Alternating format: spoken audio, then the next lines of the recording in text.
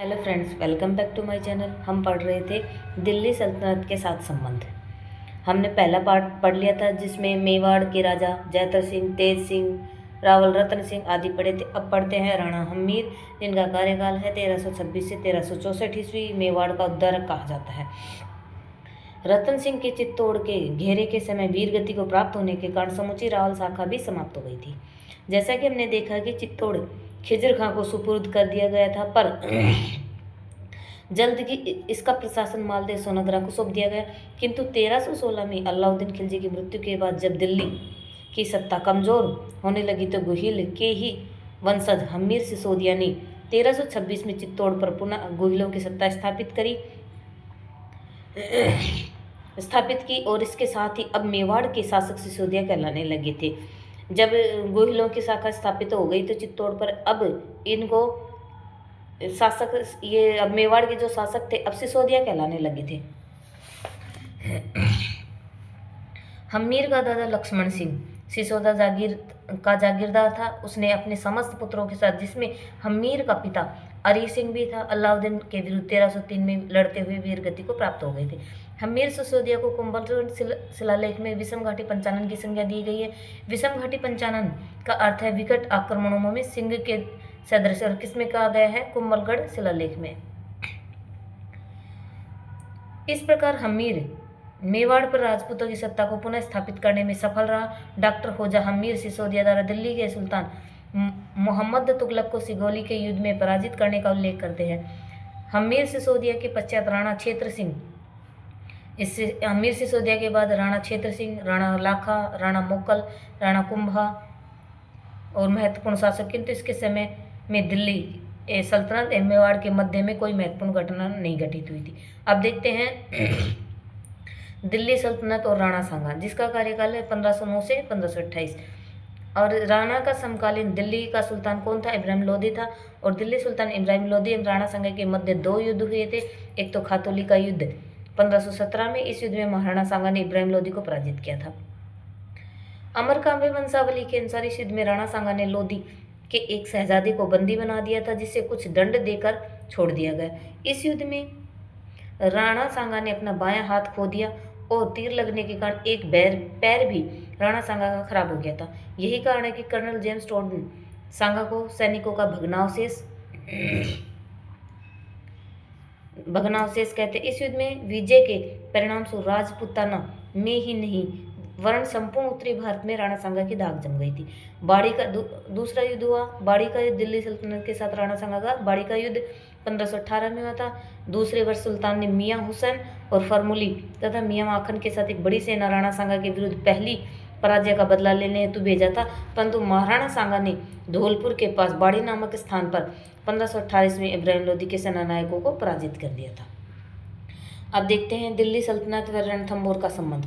कुतुबुद्दीन ऐबक ने पृथ्वीराज चौहान के पुत्र गोविंदराज से अजमेर लेकर उसे रणथंभौर का राज्य प्रदान कर दिया। इस प्रकार गोविंदराज ही रणथंभौर में चौहान वंश का संस्थापक माना जाता है। रणथंभौर में चौहान वंश का संस्थापक गोविंदराज को माना जाता है। उसके उत्तराधिकारी क्रमश वल्लभदेव, प्रहलादन और वीरनारायण हुए। वीरनारायण के समय दिल्ली सुल्तान इल्तुतमिश ने रणथंभौर पर आक्रमण किया, जिसे वीरनारायण ने सफलतापूर्वक विफल कर दिया, परंतु इस संघर्ष में मारा गया।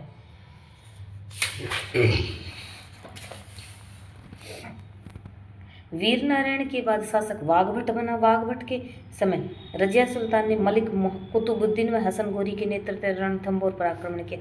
वाघभट के बाद उसका पुत्र जयसिम्हा शासक बना।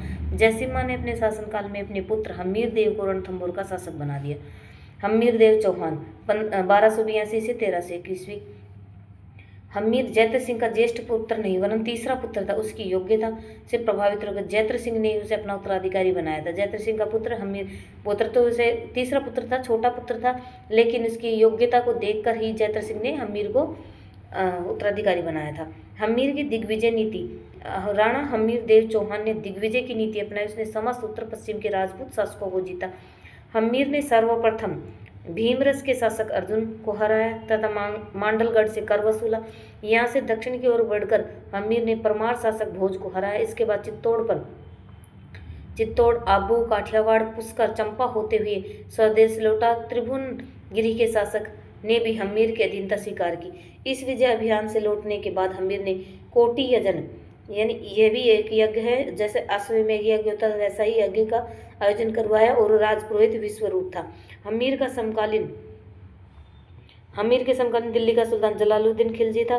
जलालुद्दीन खिलजी ने 1290 में झाइन के दुर्ग पर आक्रमण किया और इस दुर्ग को बचाने के लिए हम्मीर ने प्रयत्न किया, परंतु गुरदास सैनी, जिसने चौहान सेना का नेतृत्व किया, वीर गति को प्राप्त हो गया और झाइन की विजय के बाद जलालुद्दीन खिलजी का साहस बढ़ गया और उसने आगे बढ़कर रणथंभौर पर घेरा डाला और अमीर खुसरो गरनी की तारीख फिरोज शाही के अनुसार दुर्ग को जीतने के बाद जलालुद्दीन ने समस्त प्रयास विफल रहे।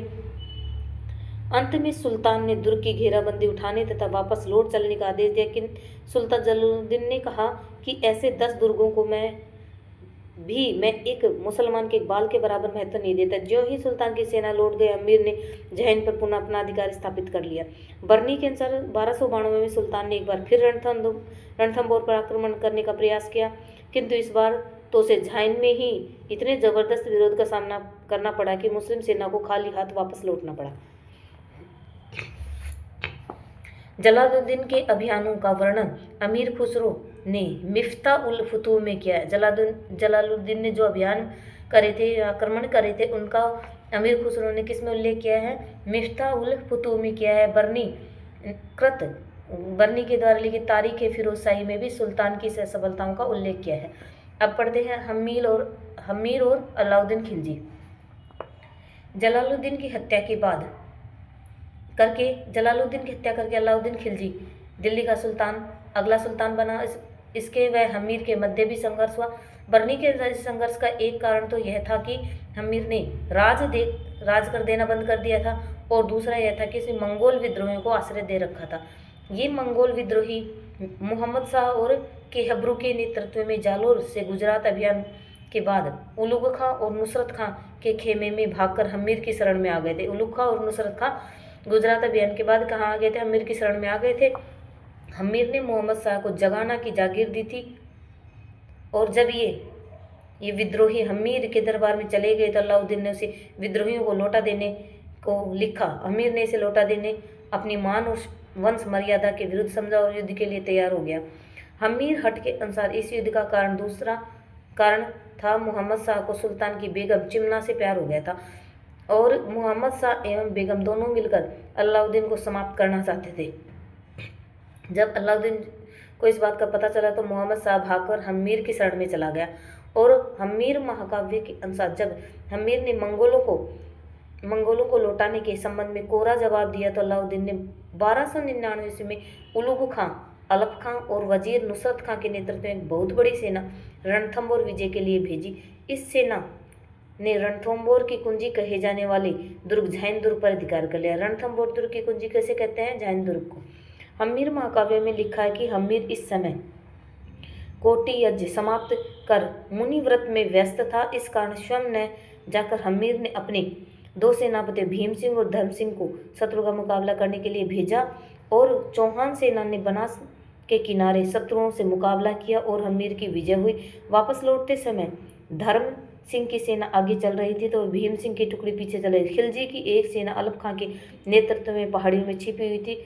उस सेना ने भीम सिंह पर आक्रमण किया और हिंदूवाट घाटी में युद्ध हुआ। भीम सिंह मारा गया। उलुग खां वापस दिल्ली लौट गया। जब भीम सिंह की मृत्यु का समाचार हम्मीर को मिला तब हम्मीर ने इसका जिम्मेवार धर्म सिंह को ठहराया। धर्म सिंह को अंधा करवा दिया और इस पद पर धर्म सिंह के भाई भोज को नियुक्त किया। भोज इस अव्यवस्था को संभाल नहीं पाया अतः हम्मीर ने पुनः धर्म सिंह को अपना सेनापति बना दिया। इस बीच अलाउद्दीन ने उलुग खां व नुसरत खां के नेतृत्व में सेना भेजी पर इस सेना को पराजय का सामना करना पड़ा और नुसरत खां मारा गया। उधर ज्यों ही अलाउद्दीन को इस स्थिति का पता चला तो वह एक बड़ी सेना लेकर रणथंभौर की ओर चला। अमीर खुसरो ने अपनी रचना खजाइन उल फुतूह में इस अभियान का आंखों देखा वर्णन करते हुए लिखा है कि सुल्तान ने इस आक्रमण में पाशेब, मगरबी और अर्रादा युद्ध में प्रयुक्त अस्त्र शस्त्रों के नाम की सहायता ली थी। ये क्या है? पाशेब, मगरबी और अर्रादा, ये क्या है? युद्ध में प्रयुक्त अस्त्र के नाम है। अलाउद्दीन ने लगभग 1 वर्ष तक रणथंभौर पर घेरा डाले रखा लेकिन उसे कोई सफलता नहीं मिली। तो बच्चों इस वीडियो में इतना ही रहेगा।